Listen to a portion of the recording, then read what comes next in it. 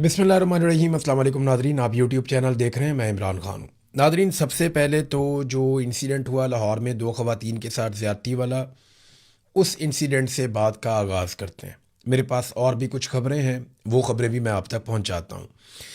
इसमें जो लड़के अभी पकड़े गए हैं ना, उनमें 3 लड़कों के नाम मैं जानता हूँ, और जहाँ से ये लड़के पकड़े गए और जिस तरह इन्होंने गिरफ़्तारी दी और जिसने इस गिरफ़्तारी में किरदार अदा किया, अब आहिस्ता आहिस्ता कहानी खुलकर सामने आ रही है, क्योंकि लोग राब्ते करना शुरू हो गए हैं। ये जो लड़के हैं, इनके पहले नाम आप सुन लें। एक का नाम सिकंदर है, एक का नाम हसन है और एक का नाम रज़ा डार है। ये 3 लोगों का नाम तो मैंने आपको बता दिया। रज़ा डार जो है ये इसहाक डार का नवासा और अली डार का भांजा है, यानी ये नवाज शरीफ फैमिली का रिश्तेदार भी है। इसकी फैमिली के साथ तस्वीरें भी हैं। वो ख़वातीन ने बताया भी है कि ये साबिक़ वज़ीर आज़म के साथ, बाकी लोगों के साथ इनकी काफ़ी तस्वीर हैं, और वह तस्वीर इन्होंने उन्हें दिखाकर मुतासर करके पाकिस्तान में बुलाया था दिहाड़ी लगाने के लिए कि इनसे हम पैसे निकलवाएंगे। अब हुआ ये कि ये जो बाकी लड़के 3 गिरफ्तार हुए हैं रज़ा डार के अलावा, वो जिन लड़कों के साथ मौजूद थे उनमें से कुछ ने मेरे साथ रब्ता किया। अब वो कुछ चीज़ें उन्होंने मुझे बताई हैं जो बड़ी इंटरेस्टिंग है। जो हकायक है वो अब मैं आपके सामने रखता हूँ। एक तो ये जो कहानी सुनाई जा रही है ना, कुछ टाउट्स आ गए टीवी पे, जनाब बड़ा कमाल, पंजाब पुलिस ने ये कर दिया, उनके पास ट्रैक एंड ट्रेस का एक सिस्टम है, उन्होंने इस तरह करके किया, उस तरह करके किया।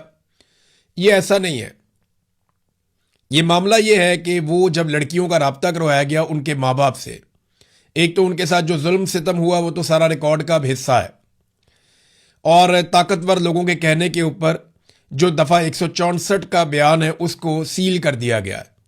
वो ख़वातीन जो कुछ बताकर गई हैं वो चीज़ सील कर दी गई है, और अब केस को दबाने की कोशिश की जा रही है, क्योंकि इसके पीछे शरीफ ख़ानदान का, क्योंकि बीच में नाम आ गया है, उनके लोगों का नाम आ गया, लिहाजा आपको पता है, आइडिया आपको है कि फिर क्या होता है।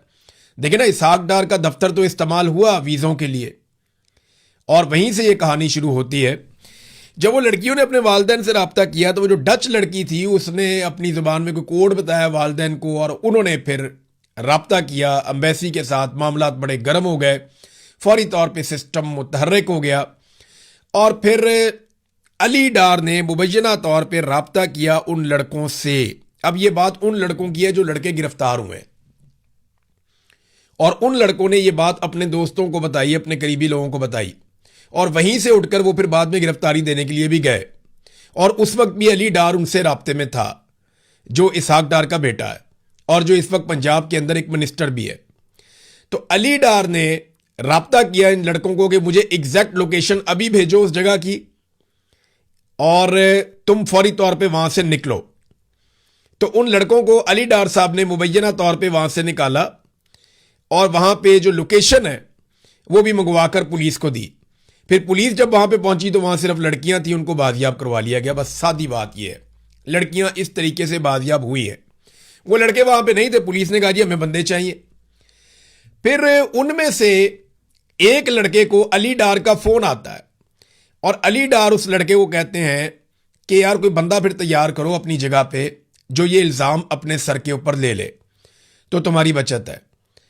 और वो बेचारा इधर उधर फोन शून करता है, भाग दौड़ करता है, बेचारा तो नहीं है, जालिम लोग हैं, तो उसको कोई बंदा नहीं मिलता। तो दोबारा अली डार का रब्ता होता है, तो वो कहता है यार तुम फौरन जाओ और जाके एसएसपी तौकीर को मिलो, और फिक्र ना करो ठीक हो जाएगा सब कुछ। अब जो होना था वो हो गया, जाओ जाकर एसएसपी तौकीर को मिलो। भागने दौड़ने का फायदा कोई नहीं है, जाकर वहां पे गिरफ्तारी दो, हम मामलात को देखते हैं, मामला ठंडा हो जाएगा। बहरहाल जो भी यकीन दहानी करवाई अली डार ने बहला फुसला के उस लड़के को, अब मैं उसका नाम नहीं बताऊंगा इस वक्त आपको, ये जब कोई मुझे चैलेंज करेगा तो फिर मैं चीज़ें सामने रखूंगा, मेरे पास सबूत है इन सारी बातों के, क्योंकि जिसने मुझे बताया उसने ये कहा मुझे, तो मैं ये बता रहा हूं, और ये मुबैना तौर पे है जिस तरह मुझे बताया गया। और उस बंदे ने बताया, जो बंदा साथ मौजूद था जब वो लड़का उठ के गिरफ्तारी देने के लिए गया, और वो लड़का रो पिट रहा था, उसने सारा कुछ बताया। उसने कहा जनाब मेरा उस तरह का कसूर नहीं है, ज्यादा कसूर उसका रज़ा डार का है जो इसहाक डार का नवासा है, यानी ज्यादा कसूर इसहाक डार के नवासे का है। और वो तो अड़ गया था कि मैंने बहुत ज्यादा पैसे इन लड़कियों से लेने। वो लड़कियां कह रही थी अच्छा ठीक है हम $1-2 लाख दे देते हैं, लेकिन वो कहता था नहीं जी मैंने तो इनसे $3 मिलियन लेने हैं। पहले 3 मिलियन पे अड़ गया, फिर और पैसे कम हो गए, फिर 15 मिलियन के ऊपर, 1.5 मिलियन के ऊपर कोई बातचीत हो गई।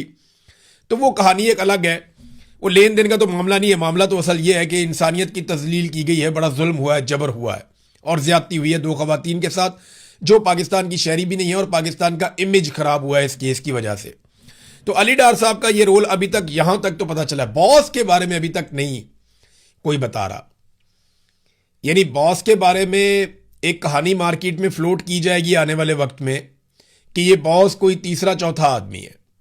कई लोग जो है वो ये दावा कर रहे हैं कि बॉस जो है वो भी शरीफ खानदान का बंदा है, लेकिन बॉस के बारे में ये दावा किया जा रहा है कि वो कोई अलग आदमी है। कहानी अभी मार्केट में आ जाएगी, लेकिन असल बात यह है कि उसको गिरफ्तार करके सामने लाया जाए। अब बंदे अरेंज किए जा रहे हैं इस तरह के जो आकर ये इल्जाम अपने ऊपर लें। कहानी जो नहीं आएगी ना, वो पता क्या आएगी, मैं आपको बता देता हूं कि जनाब ये जो लड़के हमने गिरफ्तार किए हैं ना, ये कहानी मैं आपको बता रहा हूं जो तैयार हो रही है, और बाकायदा एक जगह बैठ के कहानी तैयार हुई है कि ये जो लड़के अभी गिरफ्तार हमने किए हुए ना, इनका इतना बड़ा किरदार नहीं है, इनका तो लेन देन का मामला था, तो ये तो रिकवरी करना चाहते थे, तो इन्होंने कुछ लोगों को बुलाया खवातीन पे सख्ती करने के लिए, ये वहां से चले गए। खवातीन के साथ पता नहीं उन लोगों ने क्या किया, वो जो भी उन लोगों ने खवातीन के साथ किया उसमें इन लड़कों का कोई किरदार नहीं है। अब ये कहानी इस तरह ट्विस्ट देने की कोशिश की जाएगी। खवातीन को खरीदने की भी कोशिश की जा सकती है, बहुत मुमकिन है इसके लिए भी कोशिश की जाए, लेकिन बॉस के बारे में अभी तक कोई नाम सामने नहीं आया। और ये लड़के गिरफ्तारी से पहले जहां मौजूद थे वहां मेरा किसी से रब्ता हुआ, और पहले कहा गया अपनी जगह बंदा तैयार कर लो, फिर कहा गया जाके एसएसपी तौकीर से मिल लो, थोड़ा बर्दाश्त करो, मामला जो हैं वो हल हो जाएंगे, कुछ नहीं होता तुम्हें, तो ये मामला ठंडा हो जाएगा आहिस्ता आहिस्ता। अब एक और खबर मेरे पास ये है कि इन लड़कों में जो एक कमजोर लड़का है निस्बतन, जिसके पीछे आने वाला कोई नहीं है बाद में, मुझे एग्जैक्टली उसका नाम पता है लेकिन मैं फिलहाल किसी वजह से नाम नहीं ले रहा। इनमें जो निस्बतन कमजोर लड़का है, ये उस लड़के पे सारा मुद्दा डालना चाहते हैं कि वो जो बाकी बदमाशों को लेकर आया था वो लड़का लेकर आया था, और ये जो जुल्म और जबर वाली सारी कहानी है इसके पीछे भी वो लड़का है, तो ये जो बड़े और ताकतवर लोग हैं ये इससे बच जाए, बॉस का किसी को पता ही ना चले।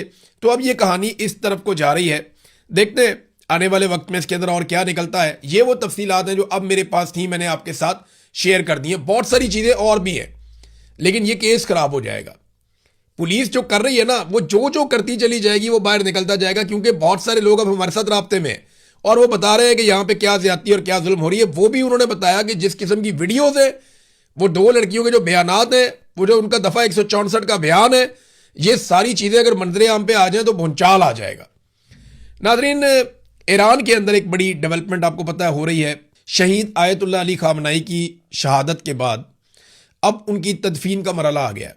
देखिए, शहीद हुए थे वो आज से कई महीने पहले, 28 तारीख थी फरवरी की, जब अमेरिका ने अटैक किया था।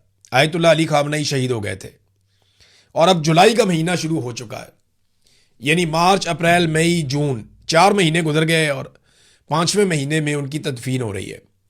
ये बहुत देर के बाद तदफीन की जा रही है। इसकी वजूहात भी हैं कि इस बीच में जंग लगी रही, बड़ी गैर मुतवक्के सूरत हाल थी।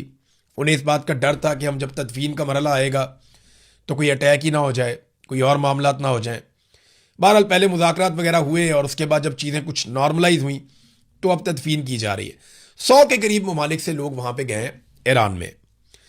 अरब ममालिक के बारे में यह खबर दी गई अमरीकी मीडिया में, और यह दावा किया गया कि अरब ममालिक को अमेरिकन सरकार ने इन्फ्लुएंस करने की कोशिश की कि आप लोगों ने नमाज जनाजा में नहीं जाना और आप ईरान से अपने आप को डिस्टेंस करें, वरना अमेरिका के साथ आपके मामलात अच्छे नहीं होंगे।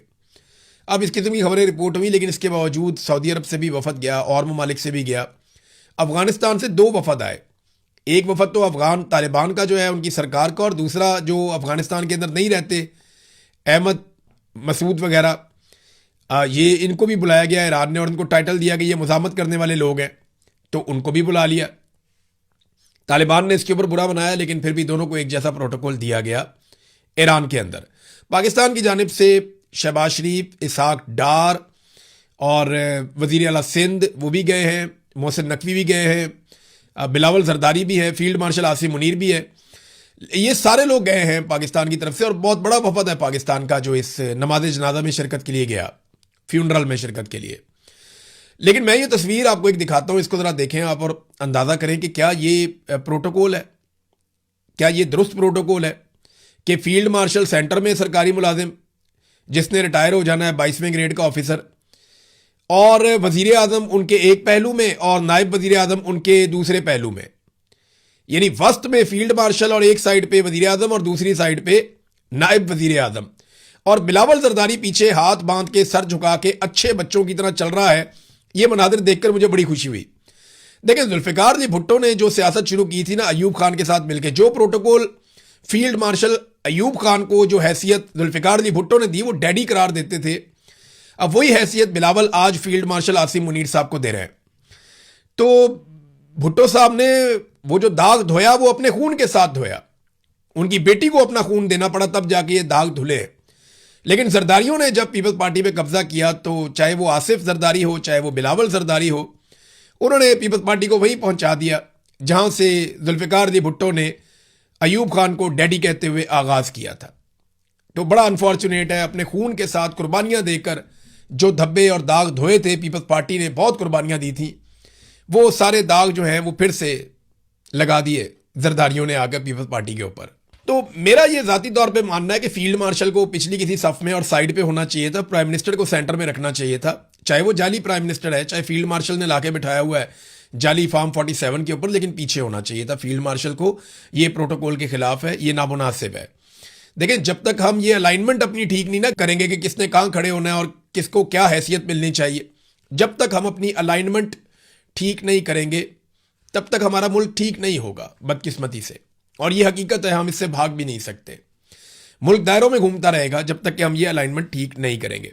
पाकिस्तान तहरीक इंसाफ के ऊपर एक तनकीद होती थी कि चंद साल कबल आने वाले बैरिस्टर घोर को जनाब बना दिया गया चेयरमैन पार्टी का। वो चंद साल पहले आए थे, शेख वकास अकरम, उनको बना दिया गया पार्टी का इंफॉर्मेशन सेक्रेटरी, और इस किस्म की तनकीद होती थी। अभी एक दिन पहले पाकिस्तान पीपल्स पार्टी को छोड़ा और ज्वाइन किया आईपीपी को सरदार तनवीर इलियास ने। एक दिन पहले, ये एस्टेब्लिशमेंट की खास पार्टी है आईपीपी, इस्तेहकाम पाकिस्तान पार्टी, अलीम खान आजकल इसको चला रहे हैं।